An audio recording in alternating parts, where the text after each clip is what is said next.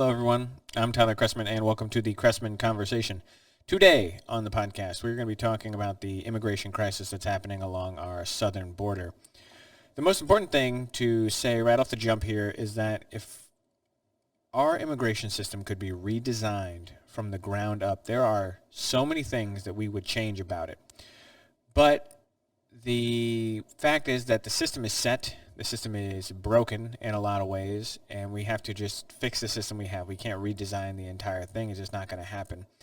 The first step of any plan should be securing the southern border. That actually is an important task that we have just completely neglected. And the Biden administration has done the worst job of securing the southern border in history, and we're going to demonstrate that with a bunch of numbers because we like facts and numbers, not just opinions. I want to talk about first, though, why this became a big issue in the national news. The governor of Texas, the Republican Greg Abbott, recently began sending buses of illegal immigrants to New York City, Chicago, and Washington, D.C. Now, this started a couple months ago and has actually been an idea that Senator Ted Cruz from Texas has been advocating for about a year. He's been saying that this is actually a good idea to highlight the absurdity of Democratic policy and also just to hold Democratic politicians accountable for their words. It's easy to say that you are for something when you don't have to deal with the consequences of that thing. And so that's what they've been doing. They've been highlighting the absurdity of the term sanctuary cities, these cities that say we welcome illegal immigrants and there's no problem on the southern border. All they're doing is saying, well, then you take them because Texas and Arizona are overrun, and so you can have them. And by shipping these illegals to these sanctuary cities, they've done just that. They have actually done a really, really good job of showing the hypocrisy of Democratic politicians in places like Chicago and Washington, D.C., who say we love illegal immigrants and no person is illegal and blah, blah, blah. But then you ship 6,000 migrants to Washington, D.C., and they call in the National Guard because they just say, well, we can't handle this. We don't know what they're doing. So Abbott was joined by the governor of Arizona, as well as the future president of the United States, current governor of Florida, Ron DeSantis. DeSantis, this is when it became a national story. DeSantis actually flew 50 illegal immigrants to Martha's Vineyard, which is the thing that blew this entire thing apart. Martha's Vineyard is a very expensive and very elite vacation spot. The average home sale price on the island of Martha's Vineyard is $1.3 million. So that's the average. Now, the White House and the corporate press are furious at this stunt, is what they're calling it. The White House press secretary said, this is a quote from her, said, quote, "What they are doing is an illegal stunt, is a political stunt, and it's really just disrespectful to humanity. It doesn't afford them any dignity, and what they're doing when you are abandoning families and children in a place where they are told they're going to get housing. It's just cruel, and it's not about the process. Actually, it's a political tool or a political stunt that they're moving forward with." So that was a quote from the White House. They're obviously not very happy because anything that brings the fact that they're failing on the southern border to national attention makes them look terrible. So they're trying to make it seem like Ron DeSantis is just a mean guy. This is the same White House that has done absolutely nothing to combat the flow of illegals across the southern border. Donald Trump, when he was in office, we saw a little bit of a dip in illegal immigration because he had a number of policies in place that effectively worked to combat this problem. One was the wall. A wall is not the solution. It's not the end-all, be-all. But a physical barrier is a good idea. And I don't care if it's a 30-foot big steel barrier. I don't care if it's an electric fence. Or not an electric fence, but something that just monitors crossing so that you can be more pinpoint with your patrols. So you see people crossing some sort of invisible line, and then like your garage door. Think of your garage door, but on a massive scale. So they cross this line that basically alerts them like a proximity alarm. Border Patrols goes, scoops them up. Something like this would be fine. More drone coverage. But a physical barrier is a good first step. The wall was a good first step. The second policy Donald Trump has was his Remain in Mexico policy, where migrants who hit the border and claim asylum were released. They're right now just released into the interior of the United States while their claims are adjudicated. But Under Donald Trump, he negotiated with Mexico and had a remain in Mexico policy. So the way it works, you hit the southern border, you claim asylum. Right now you're released into the interior of the United States. Donald Trump said, that doesn't make any sense. Why would we do that? Why would we release someone into the United States that haven't been granted asylum? So instead, they have to go back to Mexico, and they have to wait there until their claim is heard, and then if they're an actual refugee, then they can come.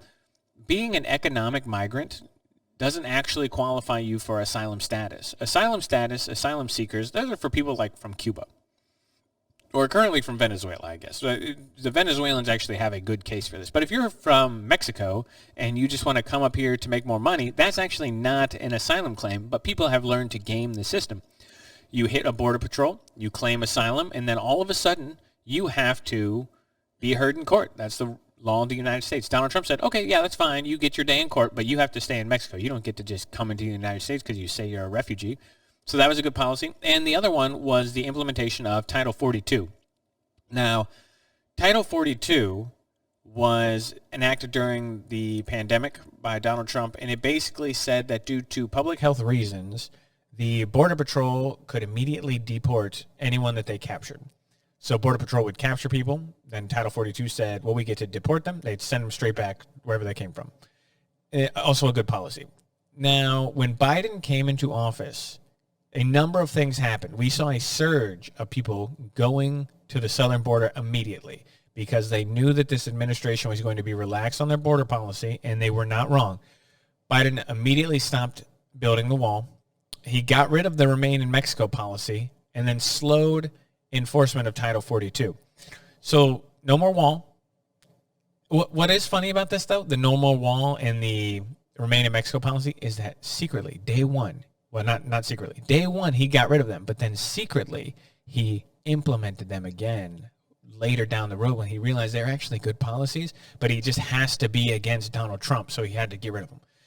So the Remain in Mexico policy kind of secretly came back, and so did the wall. They started building the wall again. It's just in secret. Shh, don't tell anyone. But they did it because they're actually good policies. And even the Biden administration knows they're good policies. They just didn't want to give Donald Trump any credit. So the U.S. Border Patrol reported more than 1.6 million encounters along the U.S.-Mexico border in 2021. That was more than quadruple the number the prior year and the highest ever on record. Now, there have been times when we have had 1 million encounters along the border. We had a spike in the 80s, we had a spike in the early 2000s, and we have a spike now. But it was quadruple the number it was under Donald Trump the first year of the Biden administration. This year, in August, U.S. Customs and Border Patrol detained 203,000 migrants crossing from Mexico. This put the authorities on pace to tally more than 2.3 million arrests during the 2022 fiscal year. The total, which includes people apprehended more than once, far exceeds the 1.7 million arrests last year. This is the first time in history there have been more than 2 million arrests. And by the way, this is just arrests. This does not include what they call gotaways, which are people who actually never encounter border officials. So they estimate that could be as high as 500,000 more people. So we've had 2.8 million, potentially, 2.8 million people who have crossed the southern border this year. Philadelphia is the 6th most populous city in the U.S. and has a population of 2 million people. We let more than the city of Philadelphia in through the southern border this year, and we're pretending that this is not an issue. This is a gigantic issue. It is not okay. The latest figures show that the percentage of border crossers expelled under Title 42 has been falling and remains far lower under Biden than President Donald Trump. About 36% of the 203,000 migrant encounters resulted in expulsion last month. This is down from 83% when Biden took office. So under Donald Trump, 83% of people who crossed the border were expelled immediately under Title 42. That's down to 36% under Biden. The border needs to be secured. There is just no other way around it. This is a gigantic problem. This is a national security threat. You have the cartel, which is basically a terrorist organization. The cartel in Mexico is a terrorist organization in Mexico. They use fear, they use intimidation, they use overwhelming violence, they cut the heads off of people, they sexually assault and rape women. They push drugs. They are a bad, bad group of people. And we are just empowering them. Because every person who crosses the southern border, they're paying the cartel. So by letting the cartel get rich, we are empowering people who are bad guys. They're bad actors. And this is bad for the people crossing the border too. We get that mistaken because we think that everyone, once they get to the United States, oh, congratulations, you win. And that's true in part. But the journey is ridiculously hard. The overwhelming majority of the women who cross the border report they've been sexually assaulted. This is a gigantic figure. This is a gigantic thing. And we pretend we're being humanitarian by allowing them into the United States while neglecting the fact that every woman who crosses the border is open to sexual predation, and that's not good. We also, just recently, in one day, in one bust, we seized 200 pounds of fentanyl at the border. Now, we measure fentanyl in micrograms, tiny, tiny, tiny little fractions of a gram.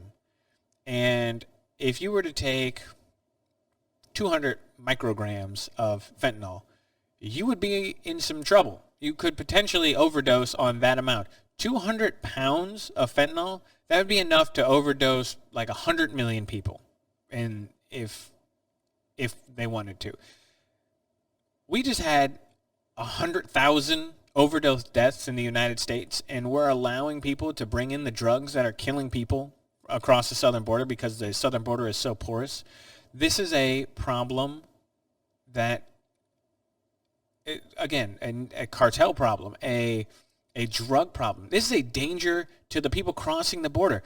The Biden administration there have been a record number of people who died this year crossing the border. There were 53 people killed in June in Rio Grande when they were packed into a tractor trailer and then left in the sweltering sun. 53 people died in a tractor trailer, and we're all just supposed to pretend, oh, yeah, that's fine. No, it's not. It's not okay. It's a humanitarian crisis. And the answer is to be tough on the border so that these people don't just think that they get to walk across. There was a person from Venezuela who said, this is what they said, Venezuelans have said that they made the journey to the United States because they believed the country's doors were open. This is a quote, on TikTok, we saw that people were easily getting into the United States. That's a quote from Yennefer Ortiz, who made the trip with her husband, Luis Morano, and their 5-year-old daughter. On TikTok, we saw that people were easily getting into the United States. That's a quote from one of the people from Venezuela who came to the United States. They know that the border is open. The Biden administration has made it clear that they are not enforcing any border law. They're just not. You get arrested, you get released into the interior. Everyone made a big deal about Donald Trump and the separating kids from their parents at the border. They said, oh my gosh, he's so terrible. Meanwhile, that happened under Obama. That whole policy was put in place under Obama because the ACLU sued the government because they said you can't lock kids in jail. And so you had two choices. You either had to release the family into the interior or you had to separate the kids. So under the Obama administration, they separated the kids, but they also released a lot of people into the interior. The reason why it became an issue under Donald Trump is because he actually enforced the border, which meant that following the letter of the law, you had to separate the kids from their parents because the parents go to a detention center and the kids go somewhere else. It's not cruel. It's not unusual. You either send kids to jail with their parents or you put the kids in basically like a foster home until you find out what to do with them. And the Biden administration is just releasing everybody into the interior of the United States. Those 2.3 million people, they're going to wind up in the United States. Again, a group of people larger than the city of Philadelphia into the United States this year. This is not okay. It's not good. And this is a problem that can be solved with enough willpower, but the Biden administration can't afford to look tough on immigration because they think that their base will turn on them. Most Americans don't want this much unfettered illegal immigration. People pretend that there are no negative downsides to immigration.